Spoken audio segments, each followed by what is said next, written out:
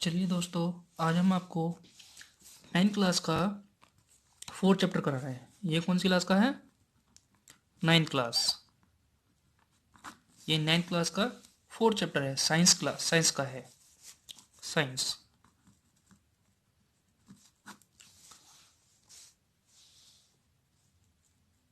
Science का। तो आज हम आपको साइंस में जो चैप्टर 4 है, उस चैप्टर का नाम है परमाणु की संरचना, यानी कि स्ट्रक्चर ऑफ एटम। जो परमाणु की संरचना है, तो उसके बारे में ये बताया गया है कि जो परमाणु होता है वो परमाणु की संरचना बनाई कैसे जाती है। यानी कि जो हमारे पास परमाणु होता है, सपोज करो कोई भी परमाणु है, ठीक है। अब परमाणु परमाणु की संरचना संरचना किस प्रकार से बना, जैसे सपोज करो कोई भी हमें एलिमेंट दे दिया गया, CH4 दे दिया।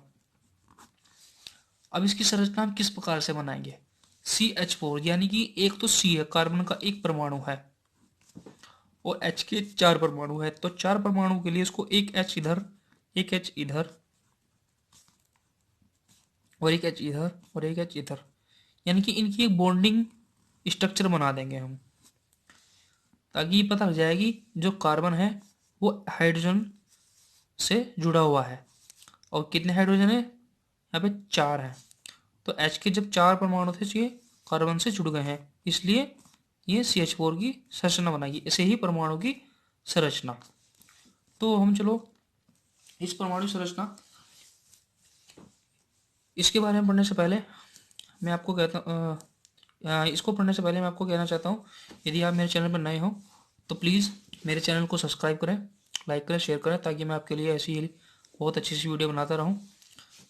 यदि आप सब्सक्राइब करोगे तो वो मेरा फ़ायदा होगा, ताकि मैं आगे आपके लिए और कुछ इम्प्रूव करूँ, नई नई वीडियो लेके आऊँ, ताकि आपको भी फ़ायदा हो।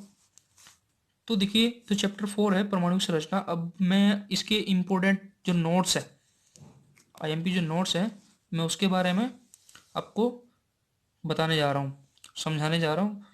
इस नोट्स को आप अच्छे से स्टडी करें और इसके नोट्स भी बनाएं, ताकि आपको आगे लर्निंग करने में दिक्कत ना आए, ताकि आप दूसरों को भी आराम से समझा सकें। ये मोस्ट इम्पोर्टेंट नोट्स है। तो उसका जो फर्स्ट क्वेश्चन दिया हुआ है इस नोट्स में, वो है, क्वेश्चन ये है कि केनाल किरणें क्या हैं। उसने कहा है कि केनाल किरणें क्या हैं। तो वो जो केनाल किरणें हैं वो होती क्या हैं? देखो, केनाल किरणें धनावेशित विकिरण है जो प्रोटॉनों से मिलकर बनी होती है। इसकी खोज सन 1886 में गोल्डन स्टीन ने की थी। यानी कि केनाल किरणें के बारे में पता लग चुका है। देखो कि केनाल किरणें धनावेशित विकिरण है। क्या है वे? धनावेशित विकिरण है जो प्रोटॉनों से मिलकर बनी होती है। इसकी खोज सन 1886 में गोल्डन रिटन ने की थी। ठीक है, ये इंपॉर्टेंट, मतलब कि क्वेश्चन बहुत इजी है, लैंग्वेज भी इजी है, और आपको समझने में भी आसानी होगी। तो चलिए अब हम इसी प्रकार से नेक्स्ट क्वेश्चन अपना पढ़ते हैं। देखिए नेक्स्ट क्वेश्चन क्या है। यदि किसी परमाणु में एक प्रोटॉन है तो इनमें कोई आवेश होगा या नहीं? अब देखो, यदि किसी परमाणु में एक इलेक्ट्रॉन और प्रोटॉन है तो इसमें कोई आवेश होगा या नहीं? अब देखो, होगा या नहीं, चलो इसके बारे में पढ़ते हैं। प्रोटॉन पर जितना धनात्मक आवेश होता है, प्रोटॉन पर जितना धनात्मक आवेश होता है, इलेक्ट्रॉन उतना ही ऋणात्मक आवेश होता है। मतलब कि कहने की बात यह है कि प्रोटॉन पर जितना धनात्मक आवेश होता है, इलेक्ट्रॉन पर उतना ही ऋणात्मक आवेश होता है। जितना धनात्मक होगा उतना ही ऋणात्मक होगा। अतः यदि किसी परमाणु में अतः यदि किसी परमाणु में एक इलेक्ट्रॉन और एक प्रोटॉन है, यदि किसी परमाणु में एक इलेक्ट्रॉन और एक प्रोटॉन है, तो इसमें कोई आवेश नहीं होगा, परमाणु विद्युत उदासीन होगा। तो देखो, बिल्कुल जाहिर सी बात है, जब आपके पास एक प्लस पॉइंट है, एक नेगेटिव पॉइंट है, यदि दोनों को, जैसे सपोज एक एग्जांपल आपको समझाता हूँ, जैसे कि आपके पास ये प्लस के 2 है और ये माइनस के 2 है, तो इक्वल टू 0 ही आंसर आएगा। तो ऐसे ही इसमें एक धनात्मक था, ऋणात्मक था, तो दोनों दोनों आपस में कैंसिल आउट हो गए, तो क्या बचा? परमाणु विद्युत उदासीन होगा। तो चलिए हम नेक्स्ट क्वेश्चन देखते हैं। परमाणु उदासीन है, इस तथ्य से थॉमसन के मॉडल के आधार पर स्पष्ट कीजिए। यानी कि परमाणु जो उदासीन है, इस तथ्य को थॉमसन मॉडल के आधार पर स्पष्ट करना है। परमाणु उदासीन है, चलो ठीक है, मान लिया उदासीन है। अब इसको क्या करना है, थॉमसन मॉडल के आधार पर स्पष्ट करना है। अब देखो स्पष्ट करते हैं, चलो। थॉमसन मॉडल के आधार पर थॉमसन मॉडल के आधार पर परमाणु के थॉमसन थॉमसन के मॉडल के आधार पर परमाणु के ऋणात्मक और धनात्मक आवेश परिणाम में समान होते हैं, इसलिए परमाणु वैद्युतीय रूप से उदासीन होते हैं। इसी देखिए, देखो थॉमसन जो के मॉडल के आधार पर जो परमाणु के ऋणात्मक और धनात्मक आवेश परिणाम में समान होते हैं, इतना आपको पता लग गया। परमाणु की धनात्मक और ऋणात्मक दोनों आवेश परिणाम में बिल्कुल समान होते हैं, इसलिए परमाणु विद्युत रूप से उदासीन होते हैं। देखो, जब कोई धनात्मक है और दूसरा फिर इधर से ही ऋणात्मक है, जब धनात्मक और ऋणात्मक दोनों साथ में है, भाई जितना धनात्मक उतने ऋणात्मक, तो जाहिर सी बात है दोनों आपस में कैंसिल आउट हो जाएंगे, तो उदासीन ही बनेगा। ठीक है, तो ये भी क्वेश्चन हमारा कंप्लीट हो चुका है। चलिए इससे अगला क्वेश्चन हम देखते हैं।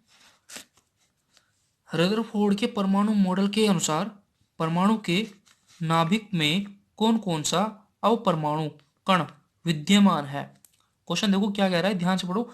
रदरफोर्ड के परमाणु मॉडल के अनुसार परमाणु के नाभिक में कौन सा अवपरमाणु कण विद्यमान है। कौन सा अवपरमाणु अवपरमाणु विद्यमान है। अब ये बताना कि जो रदरफोर्ड के परमाणु मॉडल के अनुसार जो था, जो रदरफोर्ड ने परमाणु मॉडल बनाया या उसमें कुछ क्रियाकलाप किया, तो उसके नाभिक में कौन सा अवपरमाणु विद्यमान होगा, उसके बीच में क्या विद्यमान होगा, ये हमें बताना है। चलिए देखते हैं। रदरफोर्ड के परमाणु मॉडल के साथ परमाणु के नाभिक में प्रोटॉन, ब्रैकेट में करके लिखना है, धनात्मक आवेशित कण, जो धनात्मक आवेशित कण विद्यमान है। यानी कि जाहिर सी बात है अंदर की इसके और क्या है, पॉजिटिव, धनात्मक।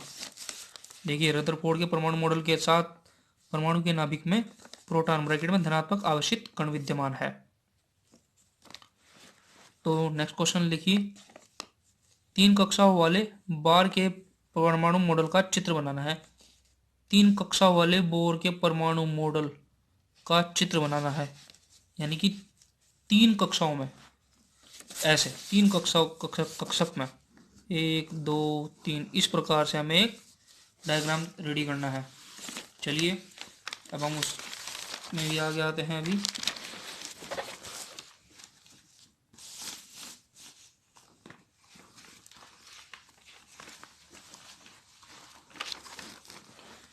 तो देखिए हम आ गए हैं। देखो ये रहा क्वेश्चन। सोडियम परमाणु में 11 इलेक्ट्रॉन होते हैं, अतः कक्ष के में 2, कक्ष के में 2, कक्षा एल में 8 और कक्ष एम में 1 इलेक्ट्रॉन होगा। जो हमारी कक्षा बनती है के एल एम एन, तो उसमें बताया गया है कि सोडियम परमाणु, जो सोडियम होता है उसमें 11 इलेक्ट्रॉन होते हैं, अतः कक्षा के में 2 तथा कक्षा एल में 8 और कक्षा एम में 1 इलेक्ट्रॉन होगा। ठीक है, जैसे हम ये सोडियम का कक्षक बताया है कि सोडियम में किस प्रकार से फिलअप होगा। देखो ये जो डायग्राम था 3 कक्षक में, उन्होंने कहाँ तक बनाना है, ये हम बना दिया है। इसको ध्यान से देखो, 3 कक्षक बना हुआ है, ये इसका नाभिक है। ठीक है, ये नाभिक हो गया।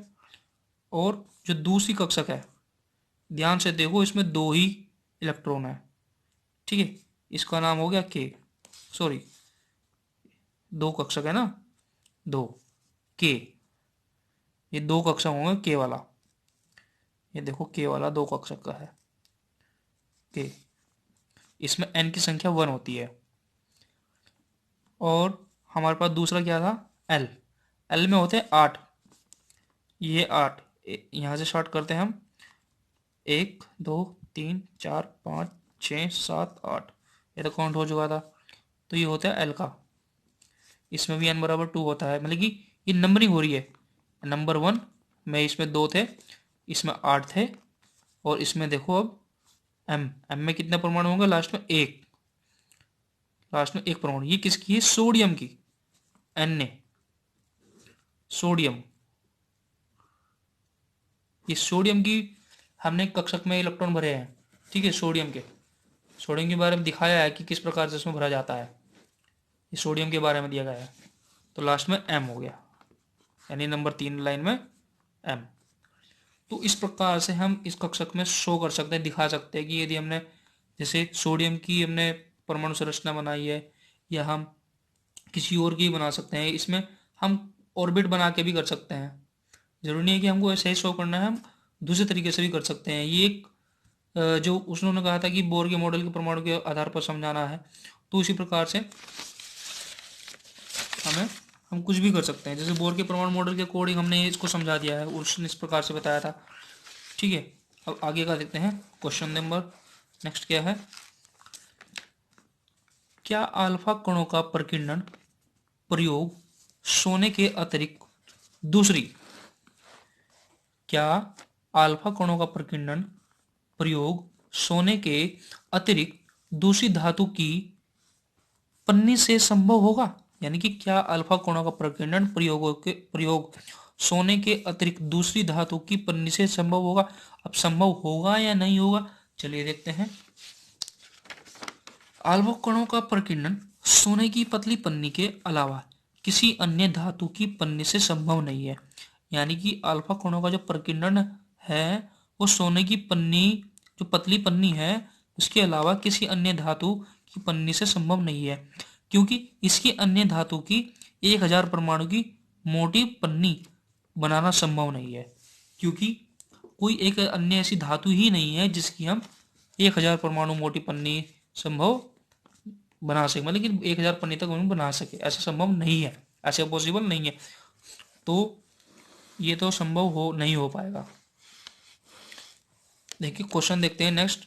परमाणु के 3 अपरमाणु कणों के नाम लिखे। हमारे पास क्या है, परमाणु, परमाणु के 3 अपरमाणुक कणों के नाम लिखना है।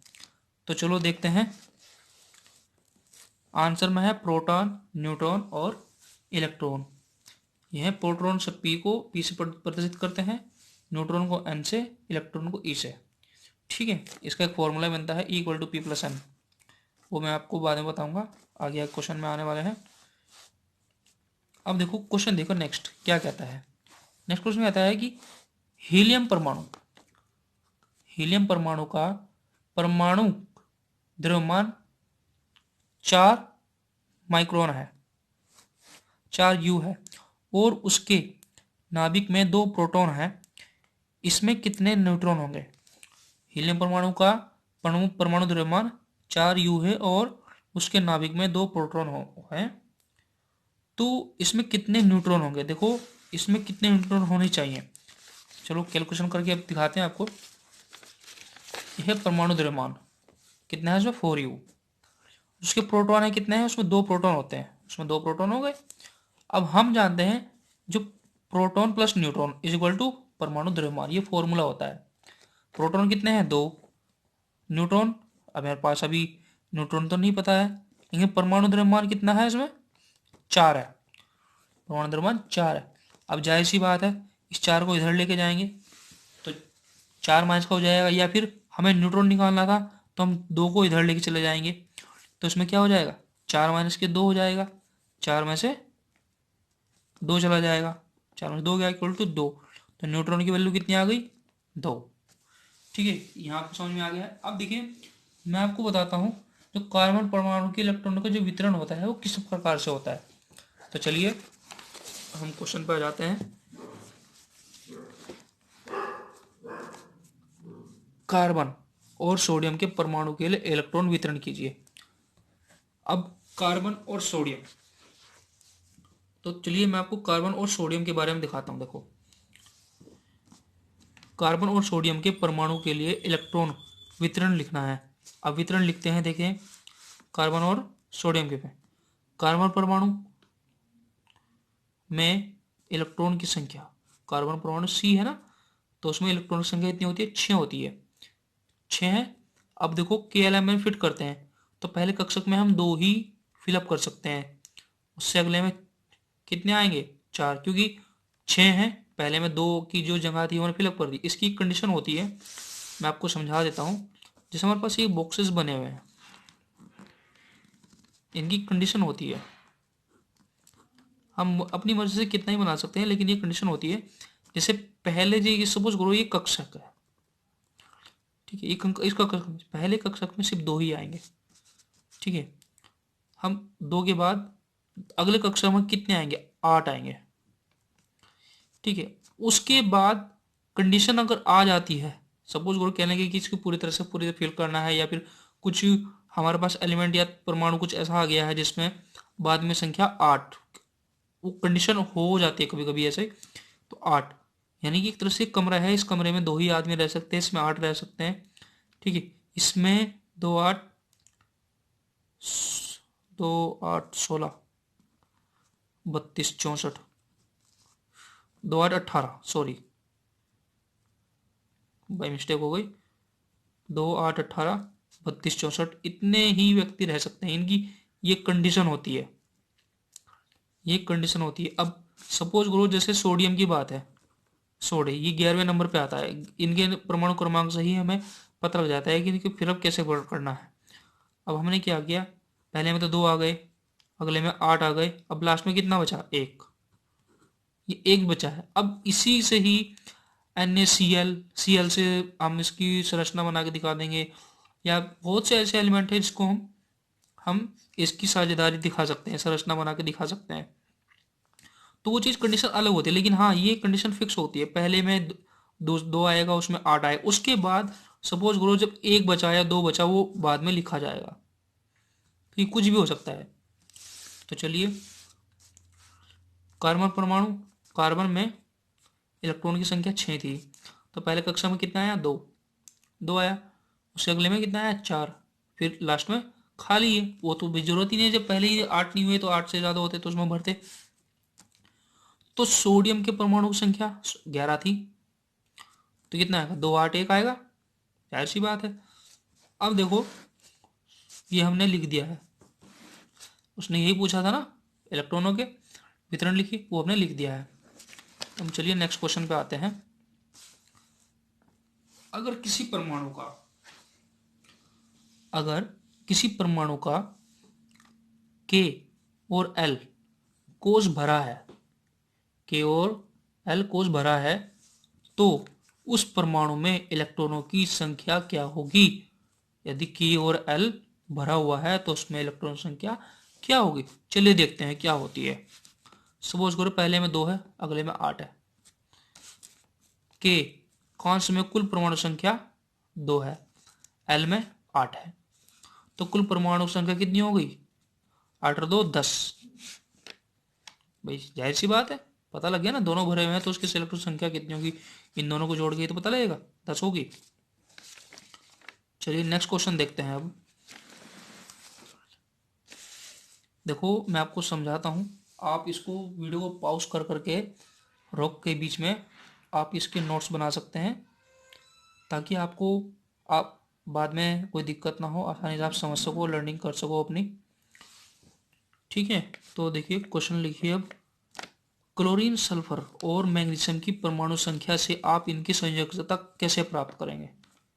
क्लोरीन सल्फर और मैग्नीशियम की परमाणु संख्या से आप उनकी संयोजकता कैसे प्राप्त करते हैं। देखो हम इसको कैसे प्राप्त कर सकते हैं, हमारी कंडीशन अलग अलग तरीके से होती है, कोई चाहता है मुझे जल्दी से पता लग जाए, या कोई कहता है कि भाई इसको आसानी तरीके से और भारी भी कर सकते हैं, मतलब कि अकॉर्डिंग टू कंडीशन हम अपने किसी प्रकार से कर सकते हैं। जैसे क्लोरीन सल्फर और मैग्नीशियम 3 चीज़ें, तो हम इसके बारे में अलग अलग तरीके से पढ़ेंगे। देखिए सबसे पहले क्या आता है, क्लोरीन आता है। क्लोरीन की परमाणु संख्या कितनी होती है, 17 होती है, और सारणी में 17 नंबर पे आता है। क्लोरीन के परमाणु में इलेक्ट्रॉनों की संख्या कितनी होती है, 17, तो परमाणु संख्या उतनी है और इलेक्ट्रॉनों की संख्या भी उतनी ही होती है। अतः इलेक्ट्रॉनों का वितरण करना है। देखो क्लोरीन परमाणु Cl में इलेक्ट्रॉनों की संख्या 17 है, हम KLMN में भरते हैं, तो पहले में 2 आएगी, अगले में 8 आएगी, फिर 7 आएगी, लास्ट में 6। ये हमारे पास हो गया कंडीशन। अब देखिए तो इसमें इलेक्ट्रॉन, इसमें तो कुछ दिखा नहीं है आगे। इसमें जो परमाणु सल्फर परमाणु है ना, अब आता है सल्फर परमाणु। अब ऐसे ही सल्फर के बारे में निकालना है, सेम कंडीशन यही होगी। अब सल्फर के बारे में हमें ही भर के दिखाना है। फिर हमारे पास दूसरा और क्या है, मैग्नीशियम। मैग्नीशियम Mg12 होता है। अब उसकी हमें यही चीज़ करके दिखानी होगी। तो देखो अभी मैं आपको पेज पढ़ता हूँ, अभी दिखाता हूँ आपको। ये देखिए,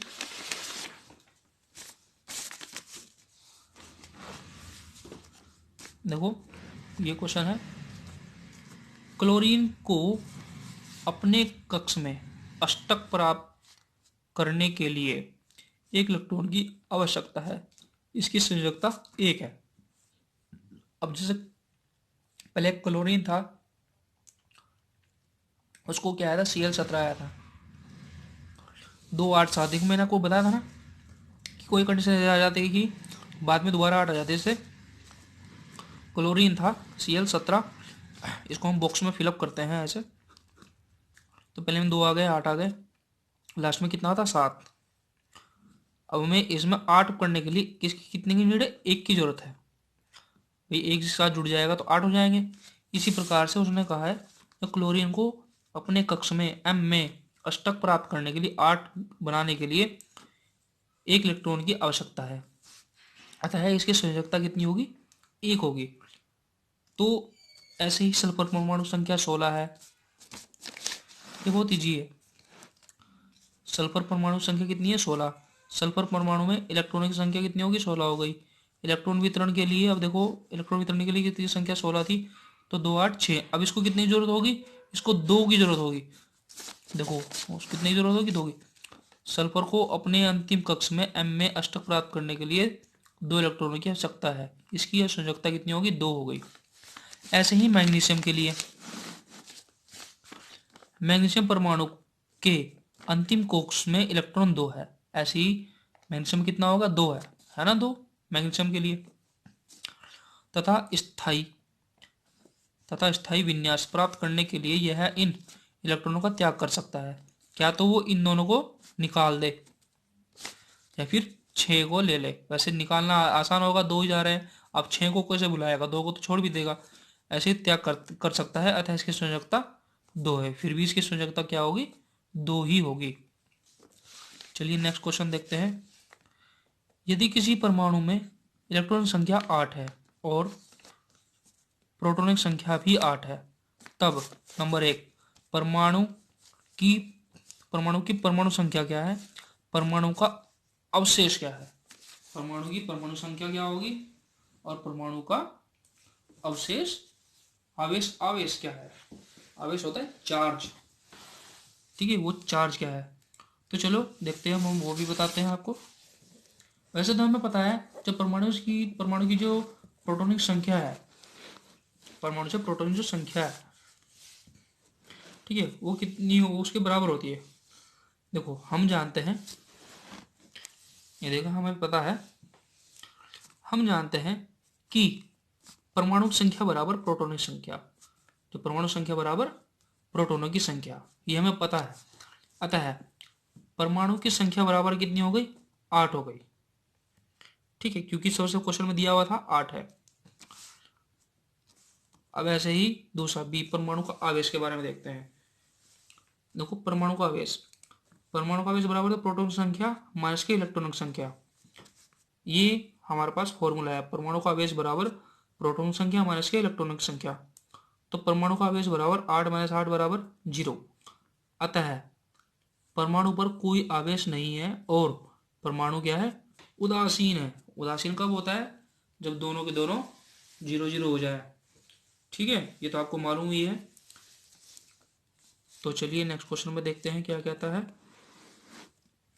सारणी की सहायता से ऑक्सीजन और सल्फर परमाणु की द्रव्यमान संख्या ज्ञात कीजिए।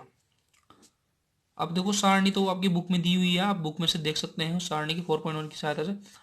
अब देखो हम आपको बताते हैं, हम जानते हैं कि परमाणु की द्रव्यमान संख्या बराबर प्रोटॉन प्लस के न्यूट्रॉन, ये हमारे पास फॉर्मूला है, हमने भी आपको पहले ऊपर बताया है। अतः ऑक्सीजन परमाणु की संख्या बराबर हमें क्या दे रखा, P + M, proton plus neutron. और जब प्रोटॉन है उसमें हमारी जो सारणी है उसमें दिया हुआ है, उसमें 8U है, ठीक है, और न्यूट्रॉन भी 8U ही है, तो कितने हो गए 16। तथा सल्फर परमाणु संख्या P+N होता है, तो P+N की वैल्यू कितनी आई यहाँ पे 16U, 16U आई है। अब सल्फर परमाणु की संख्या निकाल ली थी हमें, ठीक है। P की वैल्यू कितनी आई यहाँ पे 16, और N की भी वैल्यू यहाँ पे आएगी 16, क्योंकि दोनों के दोनों जुड़ेंगे आपस में, ठीक है। या फिर इस क्वेश्चन को आप अलग से भी देख सकते हैं, क्योंकि ये क्वेश्चन आपको तभी समझ में आएगा जब आप इसको अपनी सारणी में देखें। आप ये पूछोगे कि सल्फर की परमाणु संख्या यहाँ पे P+N=16 आया था, तो यहाँ पे 32 कैसे आ गया, तो आप इसको अपनी सारणी में देखेंगे, ठीक है, और वहां से इसको सही तरीके से कर लेंगे। ये आपको बात वहां से समझ में आएगी। अगर आप यहाँ से इसको देखोगे तो आप यहाँ कंफ्यूज हो जाओगे, ये 32U कैसे आया, ठीक है, क्योंकि उसमें द्रव्यमान संख्या अलग है और परमाणु संख्या अलग है, ठीक है। इसमें ऑक्सीजन की और द्रव्यमान की इसमें अलग अलग है, तो आप इसको आराम से वहां से देख सकते हैं। इसकी क्वेश्चन पे मत जाना, क्योंकि इस क्वेश्चन को अलग तरीके से किया गया है। चलिए नेक्स्ट क्वेश्चन देखते हैं। चिन्ह H, D और T के लिए प्रत्येक में पाए जाने वाले 3 अवपरमाणु कणों की सारणीबद्ध कीजिए। सारणीबद्ध करना है। अब सारणीबद्ध देखो किस प्रकार से होता है। एच डी टी दिया हुआ है। HDT इलेक्ट्रॉन होता है इसमें 1, प्रोटॉन में भी 1, न्यूट्रॉन होते हैं 0। डी में इलेक्ट्रॉन होता है 1, प्रोटॉन होता है 1, न्यूट्रॉन होता है 1। टी में इलेक्ट्रॉन 1, प्रोटॉन 1 और न्यूट्रॉन 2, ठीक है। अब क्वेश्चन देखो, इंपॉर्टेंट क्वेश्चन है। समस्थानिक और संभारिक के किसी एक युग्म का इलेक्ट्रॉन विन्यास लिखिए। समस्थानिक और संभारिक के किसी एक युग्म का इलेक्ट्रॉनिक विन्यास लिखिए। इलेक्ट्रॉनिक विन्यास लिखना है। चलिए इलेक्ट्रॉनिक विन्यास लिखने के लिए अब देखते हैं इलेक्ट्रॉनिक विन्यास लिखा क्या जाता है।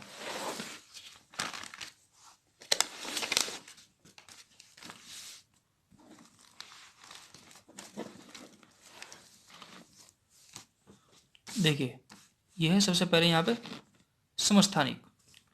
समस्थानिक के लिए लिखना है। देखो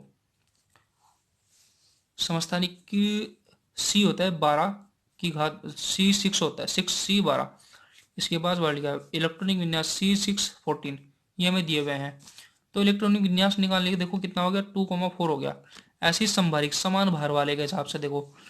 अब संभारिक समान भार के हिसाब से देखें, ये होता है संभारिक 20, इसकी पावर कितना है परमाणु भार 40, इसमें ये कितना है 18, इसका परमाणु भार हो गया 14। तो दोनों के दोनों क्या है सब फिक्स हो गए हैं, इनका भार फिक्स हो गया। आर्गन 18, Ar होता है 18, इसका भी भार 40, इसका भी परमाणु भार 40।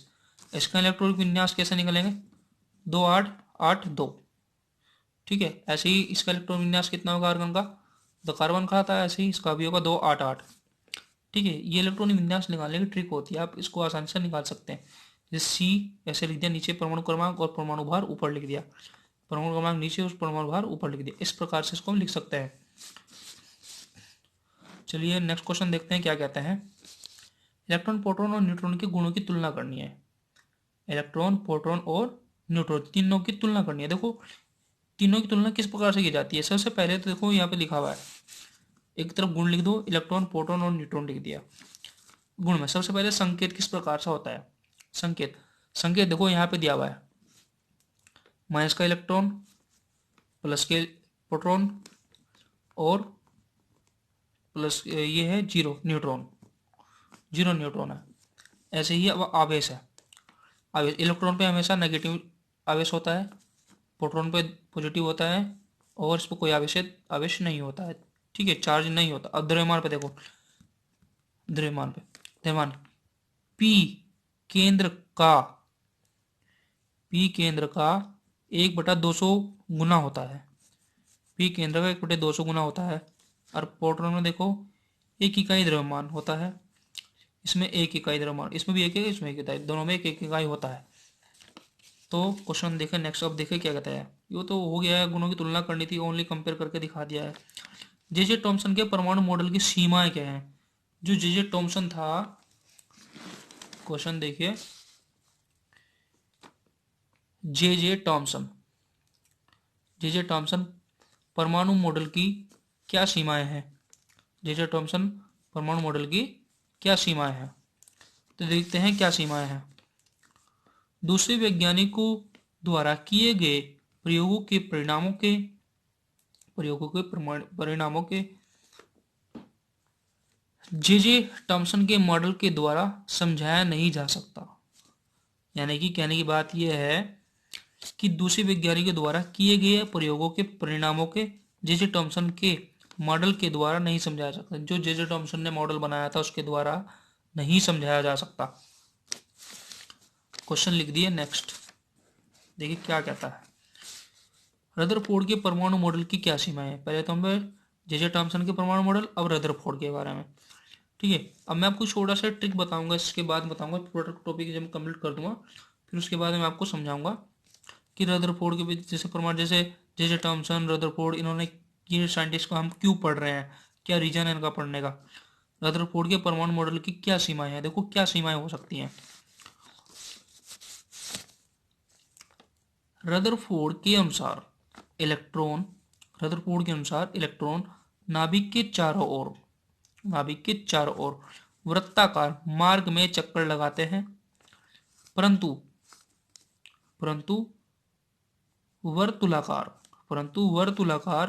वर्तुलाकार माने कि वर्तुलाकार मार्ग में चक्रण करते हैं। मार्ग में चक्रण करते हुए इलेक्ट्रॉन का स्थायी हो पाना संभव नहीं है, क्योंकि कोई भी आवेशित कण गोलाकार कक्ष में त्वरित होगा। त्वरण के दौरान आवेशित कणों से ऊर्जा का विकिरण होगा। इस प्रकार स्थायी कक्ष में घूमता हुआ इलेक्ट्रॉन अपनी ऊर्जा, ये आपको दिखा देता हूं, एक बार और रिपीट कर दूंगा अगर आपको प्रॉब्लम है तो। रदरफोर्ड के अनुसार इलेक्ट्रॉन नाभिक के चारों ओर वर्तुलाकार मार्ग में चक्कर लगाते हैं, परंतु वर्तुलाकार मार्ग में चक्रण करते हुए इलेक्ट्रॉन का स्थायी हो पाना संभव नहीं है, क्योंकि कोई भी आवेशित कण गोलाकार कक्ष में त्वरित होगा। त्वरण के दौरान आवेशित कणों से ऊर्जा का विकिरण होगा। इस प्रकार स्थायी कक्ष में घूमता हुआ इलेक्ट्रॉन अपनी ऊर्जा विकिरित करेगा। अपनी ऊर्जा क्या करेगा? विकिरित करेगा।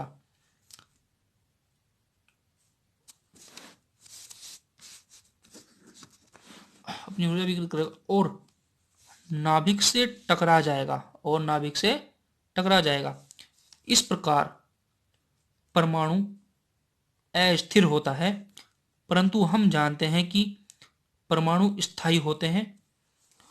ठीक है, हमें पूरा क्वेश्चन कंप्लीट कर लिया है। इसके बाद एक लास्ट क्वेश्चन है इस पार्ट फर्स्ट का, इसके बारे में आपको समझा देता हूं। इस पार्ट फर्स्ट का भी लास्ट क्वेश्चन है। बोर के परमाणु मॉडल की व्याख्या कीजिए। बोर के परमाणु मॉडल, देखो बोर का परमाणु मॉडल क्या कहता है, ये इंपॉर्टेंट क्वेश्चन, आसान क्वेश्चन, इजी क्वेश्चन है। वैसे अगर आप ध्यान से पढ़ोगे तो आपको हर चीज आसान लगेगी। देखिए बोर के परमाणु मॉडल, बोर के अनुसार इलेक्ट्रॉन केवल कुछ निश्चित कक्षाओं में ही चक्कर लगा सकते हैं। बोर के अनुसार इलेक्ट्रॉन केवल कुछ निश्चित कक्षाओं में ही चक्कर लगा सकते हैं, जिन्हें इलेक्ट्रॉन की विकिरित कक्षा कहते हैं। जब इलेक्ट्रॉन इस विकिरित कक्षा में चक्कर लगाते हैं तो उनकी ऊर्जा का विकिरण नहीं होता है। ये कक्षाएं या कोश के एल, एम, एन या संख्याओं 1 2 3 4 के द्वारा दिखाई जा सकता है। भाई देखो, जो उसने कहा है कि इसको हम के एल, एम, एन या संख्याओं के द्वारा प्रदर्शित कर, अब कैसे कर सकते हैं? देखो ये इसका डायग्राम बना हुआ है। इस प्रकार नाभिक है, ये कक्षक है के, ये एल है, ये एम है, ये एन है, यानी सबका अलग अलग वो बताया गया है। देखो अभी मैं आपको कह रहा था कि सबसे लास्ट में आपको कुछ छोटी सी चीज बताऊंगा, जैसे ईंट पर नाच, ये ईंट पर नाच लिखा हुआ है। ये जो ई से इलेक्ट्रॉन, ओ से प्रोटॉन, न्यू से न्यूट्रॉन। ठीक, ये हम आपको अब आराम से समझाएंगे ये होता क्या है। देखो मैं इसको रफली समझाता हूँ। वैसे हमारा एक पार्ट फर्स्ट था वो कंप्लीट हो चुका है। देखिए यहाँ पे देखिए उसने कहा है ईंट पर नाच। जो ई से बनता है इलेक्ट्रॉन, तो इस इलेक्ट्रॉन की खोज किसने की थी? जे टॉमसन। देखिए शॉर्ट ट्रिक है इसको हम याद करने की, जे टॉमसन। पी से बनता है प्रोटॉन, ठीक है, प्रोटॉन। प्रोटॉन की खोज किसने की थी? रदरफोर्ड ने, यानी रह से रदरफोर्ड। न से बनता है न्यूट्रॉन। अब न्यूट्रॉन, अब ये तो सिर्फ याद करने की, देखिए वैसे ना लिखा है लेकिन न से ही न्यूट्रॉन बनता है। इसकी खोज किसने की थी? जेम्स चैडविक ने। ये ट्रिक होती है इसको याद करने की, ठीक है। तो आज के लिए इतना ही, हमारा ये आज का टॉपिक कंप्लीट हो चुका है। सभी से गुजारिश है कि यदि आपको ये चीज़ अच्छा टॉपिक समझ में आया हो, अच्छे से समझ में आया हो, तो आप मेरे चैनल को सब्सक्राइब करें, शेयर करें और लाइक करें, कमेंट करें, ताकि हम आपके लिए इस प्रकार की ही वीडियो बनाते रहें। Okay, thank you.